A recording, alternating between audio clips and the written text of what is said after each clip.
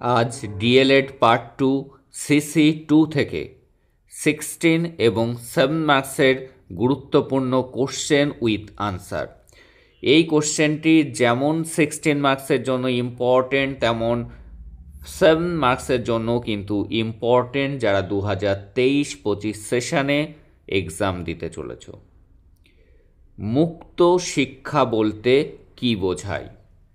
মুক্ত শিক্ষার বৈশিষ্ট্য ও সীমাবদ্ধতা সম্পর্কে আলোচনা করুন। যখন 7 মার্কসে আসবে তখন পয়েন্টস কম লিখবে, যখন 16 মার্কসে আসবে পয়েন্টসগুলো একটু বেশি লিখতে হবে, তাহলেই একটা পড়লে দুটো হয়ে যাবে। তাহলে দেখে নিই আগে প্রথামুক্ত শিক্ষা বলতে কি বোঝায় সেটি দেখে নিই। প্রথামুক্ত শিক্ষা কোনো শিক্ষা প্রতিষ্ঠানের চার দেওয়ালের মধ্যে আবদ্ধ না হয়েও কোনো নির্দিষ্ট প্রতিষ্ঠানের আংশিক নিয়ন্ত্রণের মাধ্যমে শিক্ষা গ্রহণের যে সুযোগ সুবিধা পাওয়া যায় তাকেই প্রথামুক্ত শিক্ষা বলা হয়। অর্থাৎ যে সিস্টেমে স্কুলের রেগুলার ক্লাস, অর্থাৎ রেগুলার না হয়ে যদি সেটা ডিস্ট্যান্স এডুকেশন হয় তখনই সেটা হয়ে যায় প্রথামুক্ত। তাহলে প্রথামুক্ত কি শিক্ষা প্রতিষ্ঠানের চার দেওয়ালের মধ্যে আবদ্ধ না হয়েও একটি নির্দিষ্ট প্রতিষ্ঠানের আংশিক নিয়ন্ত্রণের মাধ্যমে শিক্ষা গ্রহণের যে সুবিধা থাকে, সুযোগ সুবিধা পাওয়া যায়, তাকেই কিন্তু প্রথামুক্ত শিক্ষা বলা হয়। এবার কি প্রথামুক্ত শিক্ষার বৈশিষ্ট্যগুলি দেখে নেব। প্রথামুক্ত শিক্ষার বৈশিষ্ট্যগুলি হলো: এক, প্রথম বৈশিষ্ট্য কি? প্রথামুক্ত শিক্ষায় অন্যতম বৈশিষ্ট্য হলো ওপেন এন্ট্রি সিস্টেম, অর্থাৎ যে কোনো বয়সেই এই শিক্ষা অর্জনের সুযোগ সুবিধা পাওয়া যায়। বিভিন্ন কর্মে নিযুক্ত থেকেও কিন্তু এই শিক্ষা গ্রহণ করা যায়। ওপেন অর্থাৎ ডিস্ট্যান্স এডুকেশানগুলি সেই জন্যই চালু হয়েছে, যারা চাকরি বাকরি পরে পরবর্তীতে কোয়ালিফিকেশান বাড়াতে চায় তারা কিন্তু সেই চাকরি করতে করতেই তারা পড়াশোনা চালাতে পারে, এবং যেহেতু তাদের প্রতিষ্ঠানে অর্থাৎ বিদ্যালয়ে ক্লাস করার প্রয়োজন হয় না, সেই জন্য এটি কিন্তু চার দেওয়ালের মধ্যে আবদ্ধ নয়, তাই জন্যই কিন্তু একে প্রথামুক্ত বলা হয়। আর কি? প্রথামুক্ত শিক্ষা কাঠামো, প্রথামুক্ত শিক্ষা কঠোর নিয়ম শৃঙ্খলার বিরোধী হিসাবে প্রচলিত। রেগুলার স্কুল কলেজগুলোতে যে শৃঙ্খলা, যে ডিসিপ্লিন মানা হয়, প্রথামুক্ত শিক্ষাতে কিন্তু সেগুলি চোখে পড়ে না। প্রথাগত শিক্ষার মতো এখানে সময়, শৃঙ্খলা, পাঠ্যক্রম পদ্ধতি ইত্যাদি বিষয়ে কঠোরতা পালন না করে বেশ নমনীয়তা বজায় রাখা হয়। অর্থাৎ এখানে কিন্তু সেই টাইমে স্কুলে বা কলেজে আসা, ডিসিপ্লিন মানা, নির্দিষ্ট পাঠ্যক্রম সেটি সিলেবাস কভার করা, এগুলি কিন্তু বিষয়ে অনেক নমনীয়তা দেখা যায়। মুক্ত শিক্ষায় শিক্ষার্থী নিজের রুচি অনুযায়ী পছন্দ মতো বিষয় নির্বাচন করার সুযোগ সুবিধা গ্রহণ করে থাকে। তাছাড়া মুক্ত শিক্ষার এই ক্ষেত্রটিও কিন্তু বিশাল। ইগনু, নেতাজি ওপেন ইউনিভার্সিটি, রবীন্দ্র মুক্ত বিশ্ববিদ্যালয়, এরকম কিন্তু অনেকগুলি, সবথেকে বড় ইউনিভার্সিটি কিন্তু ইগনু। মুক্ত শিক্ষায় শিক্ষার্থী একাধিকবার পরীক্ষা দেওয়ার সুযোগ পেয়ে থাকে।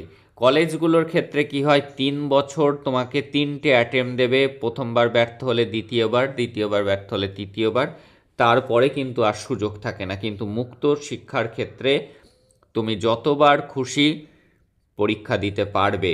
এক্ষেত্রে শিক্ষার্থীর সফলতা অর্জন করার পূর্ণ স্বাধীনতা পায়।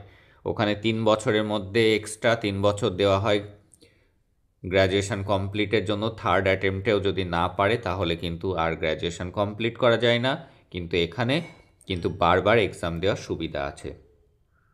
মুক্ত শিক্ষায় শিক্ষার্থীরা আঞ্চলিক ভাষা ব্যতীত, অর্থাৎ আঞ্চলিক ভাষা ছাড়া হিন্দি ও ইংলিশ ভাষাতেও পরীক্ষা দেওয়ার সুযোগ পায়। মুক্ত শিক্ষার অন্যতম বৈশিষ্ট্য হল স্বল্প ব্যয়ে শিক্ষার্থীরা শিক্ষা গ্রহণের সুযোগ সুবিধা পেয়ে থাকে। কি অল্প খরচাতেই তারা সুযোগ সুবিধাটা পায়। মুক্ত শিক্ষায় শিক্ষার্থী নির্দিষ্ট নিয়মের গণ্ডির মধ্যে আবদ্ধ থেকে শিক্ষার্থীদেরকে শিক্ষা দেন না। মুক্ত শিক্ষায় কি শিক্ষক যে নির্দিষ্ট গণ্ডির মধ্যে আবদ্ধ থেকে তিনি শিক্ষা দেন না। তাছাড়া এই শিক্ষায় শিক্ষার্থীদের জন্য অ্যাসাইনমেন্ট সিস্টেমের ব্যবস্থা থাকে। তোমাদের ডিএলএডও অ্যাসাইনমেন্ট লিখতে হয়, তোমরা জানো। মুক্ত বিশ্ববিদ্যালয়ের ক্ষেত্রেও কিন্তু এরকম অ্যাসাইনমেন্ট দেওয়া হয়, সেটি লিখে জমা দিতে হয়। এবার আমরা দেখে নেব মুক্ত শিক্ষার সীমাবদ্ধতা, এর কিছু ত্রুটি, এর কিছু সমস্যা, সেগুলি নিয়ে দেখব। প্রথামুক্ত শিক্ষা শিক্ষার্থীদের চাহিদা পূরণে সমর্থ হয়ে ওঠে না। সব চাহিদা কিন্তু প্রথামুক্ত শিক্ষা পালন করতে পারে না বা পূরণ করতে পারে না। এই শিক্ষা শিক্ষার্থীদের দৈহিক, মানসিক, সামাজিক, সাংস্কৃতিক, প্রক্ষোভিক প্রভৃতি চাহিদা মেটাতে পারে না। প্রথামুক্ত শিক্ষায় শিক্ষার্থীরা সঠিক সময়ে সঠিক তথ্য গ্রহণে ব্যর্থ হয়। তাছাড়া শিক্ষক শিক্ষার্থীর সম্পর্ক সেভাবে তৈরি হয় না, কারণ যেহেতু রেগুলার বেসিসে ক্লাস হয় না, সেই জন্য শিক্ষক এবং শিক্ষার্থীর মধ্যে যে সম্পর্ক তৈরি হওয়ার কথা, সেই সম্পর্ক কিন্তু টিচার স্টুডেন্ট রিলেশনশিপ কিন্তু ভেরি পুয়ার এই মুক্ত অর্থাৎ ওপেন এডুকেশন সিস্টেমে। প্রথামুক্ত শিক্ষার শংসাপত্র নিয়ে অনেকের সন্দেহ থাকে, অর্থাৎ সার্টিফিকেট নিয়ে, যে সার্টিফিকেট দেওয়া হয় কতটা গ্র্যান্ড হবে সেটি নিয়েও অনেকের মনে সংশয় থাকে। এক্ষেত্রে অনেকে ভর্তি হতে চায় না ওপেন ইউনিভার্সিটিতে।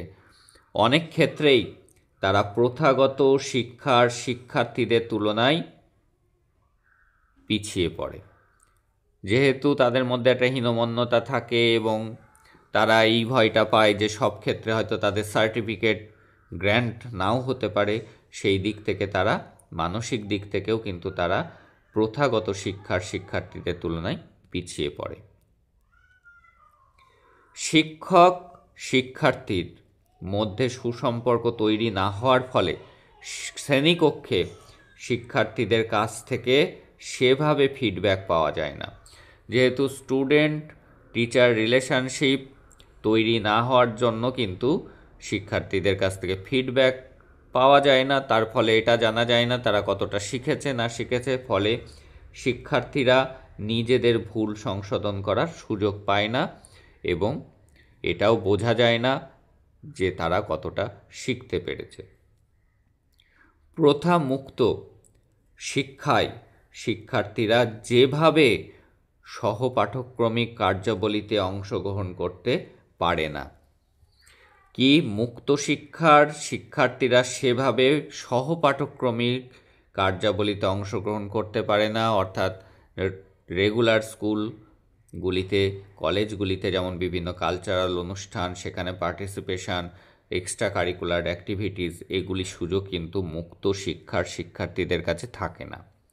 ফলে সেদিকের জ্ঞান সম্পর্কে তারা ওয়াকিবহাল হতে পারে না। প্রথামুক্ত শিক্ষায় শিক্ষার্থীদের মধ্যে সেভাবে কোনো সামাজিক মূল্যবোধ গড়ে ওঠে না, তাই শিক্ষার্থীদের সামাজিক বিকাশের পথটি ব্যাহত হয়।